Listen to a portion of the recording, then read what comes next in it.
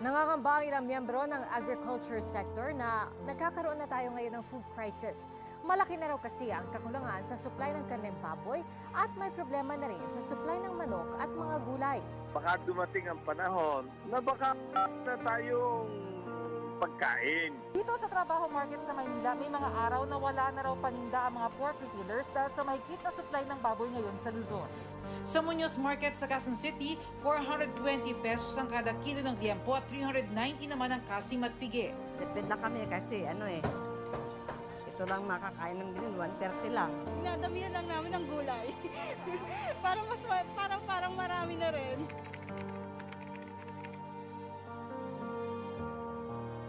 Para naman ma-stabilize ang presyo ng gulay, kailangan daw pataasin ang supply nito ayon kay Nograles.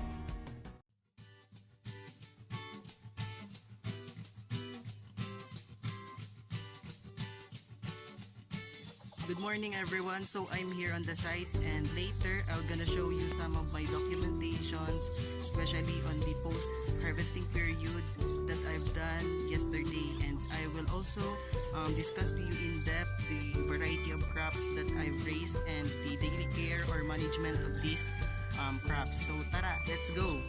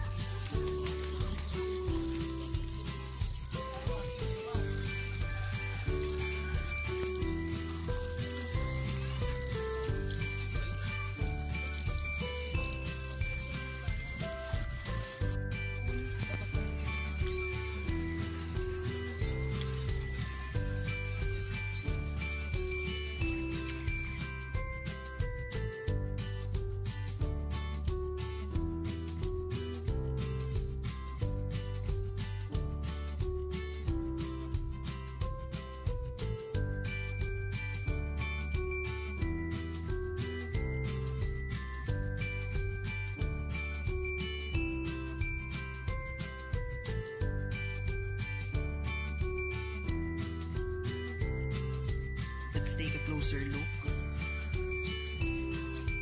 As you observe, flowers are already blooming on this type of crop.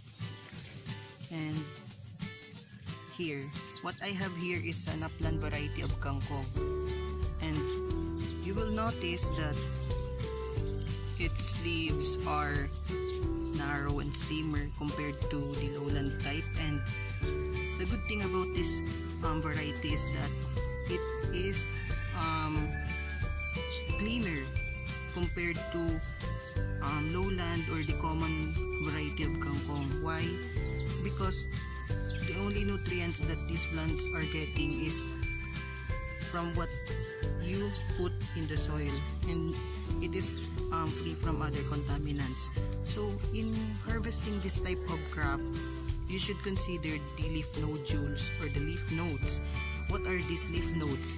So it is in the leaf nodes where auxiliary roots, auxiliary stems are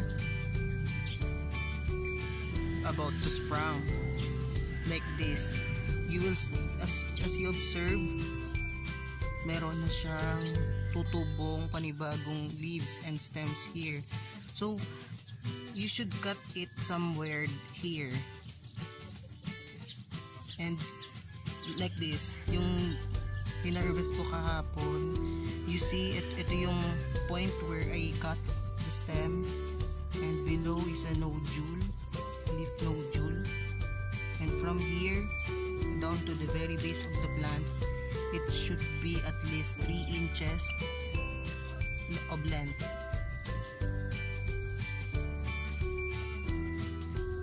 These are the pechay.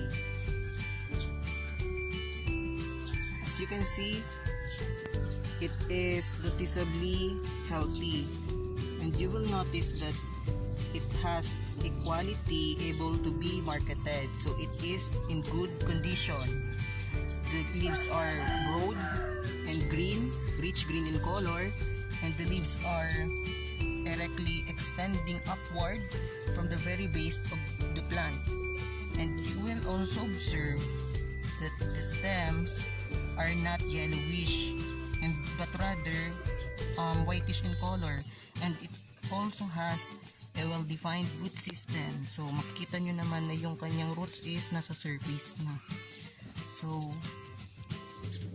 indeed, maganda yung kanyang quality.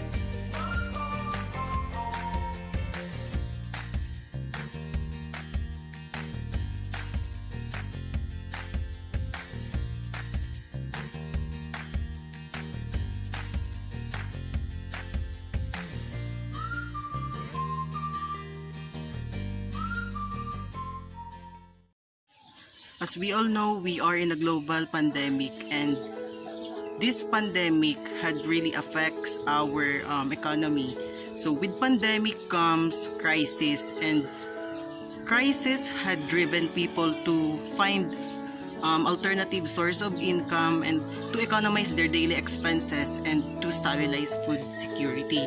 So, I encourage people to practice urban gardening, especially if they have enough free loan spaces like what I've done or what I'm doing right now.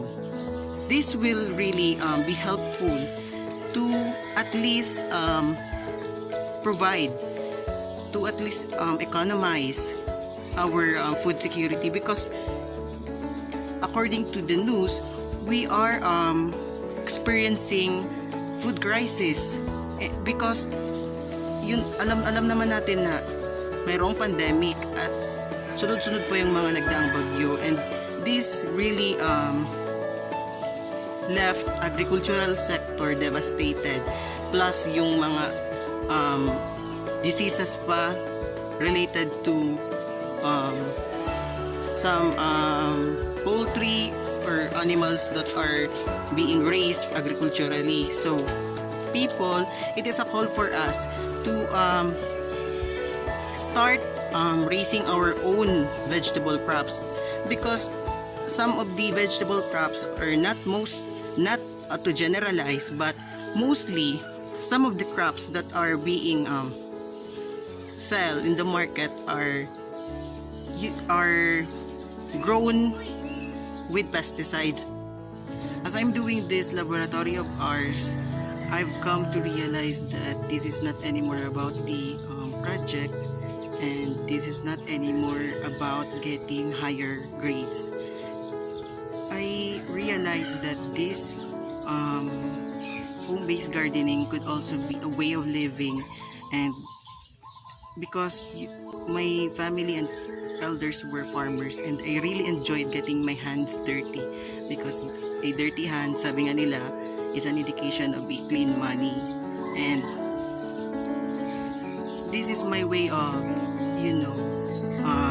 letting out myself of distress, kasi kapag nagtatanim baga tayo, we are enjoying, and we really or I really have fun with this. And even though tapos na itong home-based gardening, I would still be continuing this home-based project of mine.